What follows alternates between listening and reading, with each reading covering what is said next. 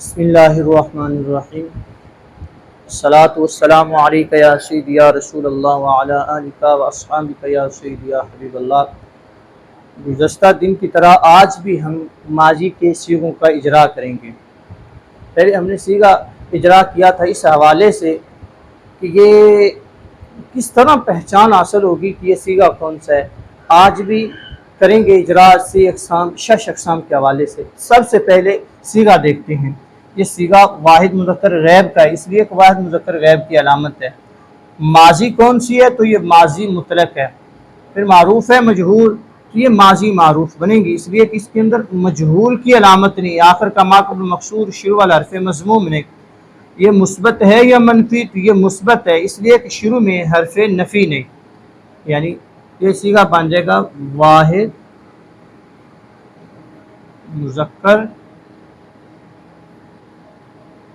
غیب فعل ماضی مطلق مثبت معروف۔ یہ سی اقسام سے کیا ہے؟ سی اقسام سے فعل، شش اقسام سے۔ تو شش اقسام کا پڑھنے کا مقصد یہ ہوتا ہے کہ شش اقسام سے یہ علیحدہ کرنا ہوتا ہے کہ اس کے اندر حروف اصلیہ کون سی ہیں اور حروف زائدہ کون سے ہیں۔ تو یہاں کوئی بھی کلمہ ہے وہ شش اقسام سے لازمی ہوگا، تو یہ شش اقسام سے ثلاثی مجرد ہے، اس لیے ثلاثی مجرد وہ ہے جس میں تین حروف اصلیوں کے حرف زائد نہ، تو یہ بن جائے گا ثلاثی مجرد۔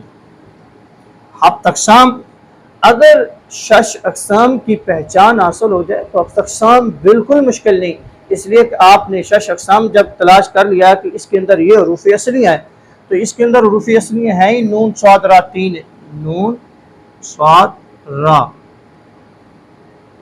تو ان کے مقابلے میں تو نہ حرف علت ہے، نہ دو حروف ایک جنس کے ہیں، اور نہ ہی حمزہ ہے، تو یہ شش اقسام سے صحیح بن جائے گا۔ واحد مذکر غیر فعل ماضی مطلق مثبت معروف، سی اقسام فعل، شش اقسام ثلاثی مجرد، ہفت اقسام صحیح۔ باب کون سا ہے؟ تو باب کی بات ہم نے ابھی تک نہیں پڑھی، وہ سوال ابھی تک رہنے دیں۔ امارا، یہ کون سا ہے؟ یہ سی اقسام تو پہلے صیغہ وہی ہے، جس طرح یہ مطلب واحد مذکر غیر فعل ماضی مطلق مثبت معروف، سی اقسام فعل، شش اقسام ثلاثی مجرد۔ ہفت اقسام سے کیا ہے؟ ہفت اقسام سے یہ بنے گا محموز الفا، امارا بر وزن فعلا۔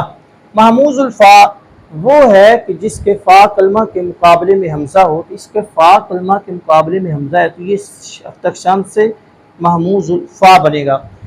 یہ ہفت اقسام کی جتنی بھی قسمیں سی اقسام، شش اقسام، ہفت اقسام، ان میں سے ہر ایک کی تعریفات اور ان کی پہچان از بر یاد ہوں گی، تو یہ اس طرح پہچان حاصل ہوگی۔ اگر یہ یاد نہیں تو آپ اجرا نہیں کر سکتے۔ اسی طرح دعونا، سب سے پہلے صیغے کی علامت دیکھنی ہے۔ اس کے اندر صیغے کی علامت جمع متکلم نون الف نا ما قبل ساکن ہے، تو نون الف نا ما قبل ساکن یہ جمع متکلم کی علامت ہے۔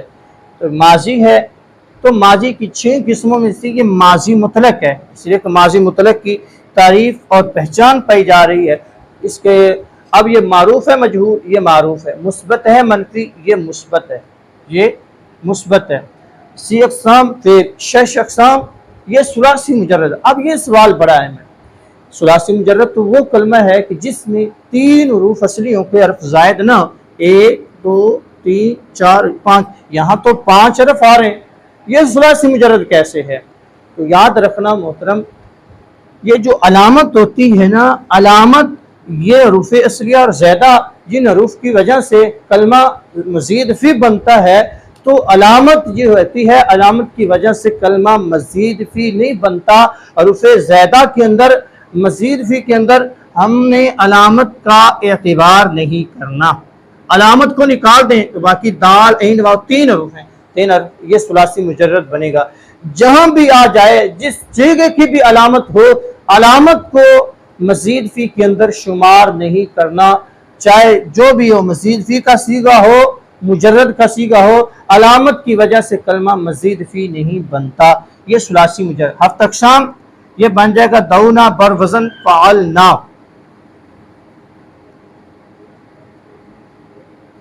ہفت اقسام سے یہ بنے گا ناقص واوی، دعونا ناقص واوی، اس لیے لام کلمہ کے مقابلے میں حرف علت واو ہے۔